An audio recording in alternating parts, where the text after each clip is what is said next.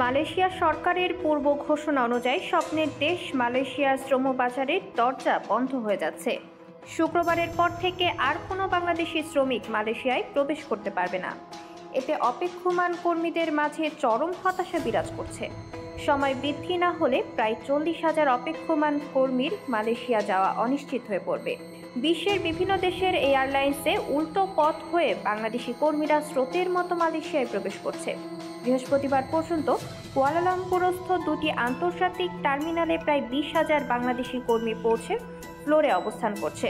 শেষ মুহূর্তে কুয়ালালামপুর বিমানবন্দরে কর্মীদের উপচে পড়া ভিড় দেখা গেছে। এতে দুর্ভোগ বাড়ছে কর্মী ও নিয়োগকর্তাদের।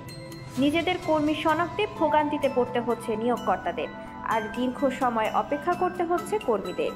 এদিকে মালয়েশিয়ার অভিবাসন বিভাগ বৃহস্পতিবার এক বিবৃতিতে জানিয়েছে, স্বাভাবিক পরিস্থিতিতে দৈনিক বিদেশি কর্মীদের আগমন হয় 500 থেকে 1000-এর মধ্যে। 22 মে থেকে আগমনের সংখ্যা বাড়তে শুরু করে। এ পরিস্থিতিতে যাত্রীদের স্বাচ্ছন্দ্য নিশ্চিত ও যানজট নিয়ন্ত্রণে তাৎক্ষণিক পদক্ষেপ নেওয়া হয়েছে। পরিস্থিতি মোকাবেলায় অতিরিক্ত কাউন্টার খোলা হয়েছে ও অভিবাসন কর্মকর্তার সংখ্যাও বৃদ্ধি করা হয়েছে। এছাড়াও বিদেশি কর্মীদের পানি ও খাবার সরবরাহ করা হচ্ছে বলেও জানানো হয় অভিবাসন কর্তৃপক্ষের বিবৃতিতে। একটি সূত্র থেকে জানা গেছে, বর্তমানে প্রায় 40,000 কর্মীর বহির্গমন ছাড়পত্র ইস্যু হয়েছে। কর্মী প্রবেশের সময় আর মাত্র একদিন বাকি থাকায় বাংলাদেশ থেকে মালয়েশিয়া যেতে ইচ্ছুক কর্মীরা উল্টো পথে দুবাই, কাতার, চীন, হংকং, সিঙ্গাপুর, ইন্দোনেশিয়া হয়ে দেশটিতে ঢুকছে। অনেকের অভিযোগ, বিমানের টিকিটের কৃত্রিম সংকট সৃষ্টি করে সিন্ডিকেট চক্র মালয়েশিয়ার 30,000 টাকার ওয়ানওয়ে টিকিটের দাম এখন 95,000 টাকা থেকে 1,08,000 টাকায় বিক্রি করে কোটি কোটি টাকা হাতিয়ে নিচ্ছে।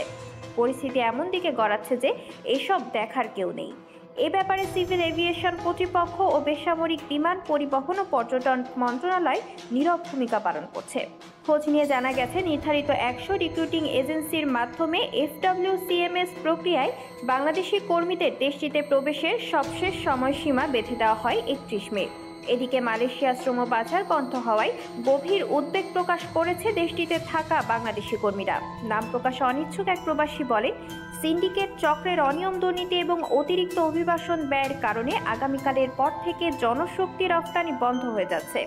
দালালদের হাত বদল হয়ে প্রায় 4 থেকে 5 লাখ টাকা ব্যয় করে কর্মীরা দেশটিতে যাচ্ছে। Bangladesh association of international recruiting এজেন্সির যুগ্ম মহাসচিব মোহাম্মদ ফখরুল ইসলাম বলেন, প্রায় 10 লাখ কর্মীর মেডিকেল করে কোটি কোটি টাকা হাতিয়ে নেওয়া হয়েছে। দেশটিতে প্রবেশের সময় বৃদ্ধি না হলে প্রায় 20,000 থেকে 30,000 কর্মী মালয়েশিয়া গমনে অনিশ্চয়তার মুখে পড়বে। তিনি আরও বলেন, জাতিসংঘের বিবৃতিতে বলা হয়েছে, বাংলাদেশি কর্মীরা মালয়েশিয়ায় গিয়ে শোষণের শিকার হচ্ছে। দেশটিতে বাংলাদেশি কর্মীরা অস্থিতিশীল ও অসম্মানজনক অবস্থায় রয়েছে। শোষণকারী নিয়োগকর্তাদের বিরুদ্ধে ব্যবস্থা নেওয়ার বিষয়টি অপর্যাপ্ত। মালয়েশিয়ার নিউ স্ট্রেট টাইমস জানায়, 1 জুন থেকে বর্তমান কোটার অধীনে নতুন করেও শ্রমিক নেওয়া হবে না বলে জানিয়েছেন মালয়েশিয়ার স্বরাষ্ট্রমন্ত্রী সাইফুদ্দিন নাসুশন ইসমাইল। অপরদিকে কোটা পদ্ধতিতে সংস্কার সাধনের পর এবং 30 জুন শ্রমিকদের আসার ক্ষেত্রে বিদ্যমান আইনের মেয়াদ শেষ হওয়ার পর নতুন করে শ্রমিক নেওয়ার ব্যাপারে চিন্তা করা হবে বলে জানিয়েছে মানব সম্পদ মন্ত্রী স্টিভেন সিম।